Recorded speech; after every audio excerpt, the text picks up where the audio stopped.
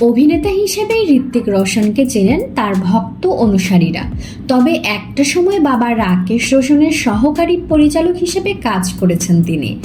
একবার বাবার সিনেমার সেটে মজার এক কাণ্ড ঘটেছিল। ইনস্টাগ্রামে সেই ঘটনার বিস্তারিত জানিয়েছেন ঋত্বিক নিজেই। 90 দশকের অন্যতম ব্লকবাস্টার সিনেমা করণ অর্জুন, এই সিনেমায় সহকারী পরিচালক হিসেবে কাজ করেছিলেন তিনি। ইনস্টাগ্রামে 1995 সালের সিনেমার সেট থেকে বেশ কয়েকটি ছবি শেয়ার করেছেন ঋত্বিক। ছবিতে ঋত্বিককে করণ ও অর্জুন অর্থাৎ সালমান খান ও শাহরুখ খানের সঙ্গে দেখা গেছে। পোস্টের সঙ্গে ঋত্বিক শেয়ার করেন করণ অর্জুন অভিজ্ঞতা। তিনি লেখেন, করণ আর অর্জুনের সঙ্গে আমাকে তরুণ কবিরের মতো লাগছে।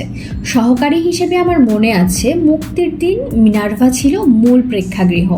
আমি ও বাবার অন্য সহকারী অনুরাগ মুক্তির আগে ছবিটি দেখে অবিশ্বাস্যভাবে হতাশ হয়েছিলাম, কারণ প্রিন্টটি ছিল অন্ধকার এবং নিস্তেজ। আমরা পুরো পর্দাটি ধুয়ে ফেললাম। ময়লা পরিষ্কার হওয়ার পর ম্যানেজারকে বলতে শুনলাম 25 বছর পর স্ক্রিন পরিষ্কার করা হলো।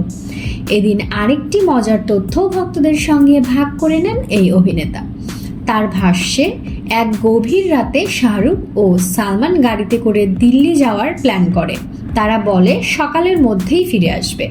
আমি হতভম্ব হয়ে গেলাম এবং তাদেরকে থামাতে গাড়ির বনেটে ঝাঁপিয়ে পড়লাম।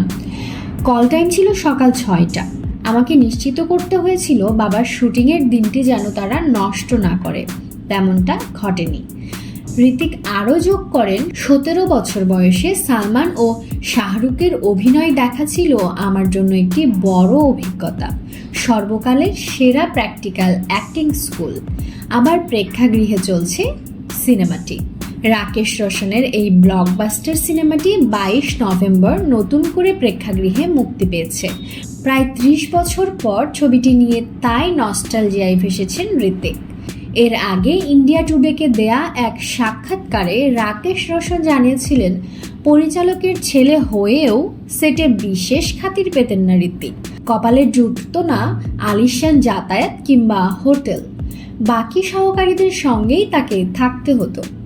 সো ভিউয়ার্স, বিনোদনের সব নতুন আপডেট পেতে আমাদের চ্যানেলে চোখ রাখুন। লাইক, কমেন্ট এবং সাবস্ক্রাইব করুন। ধন্যবাদ।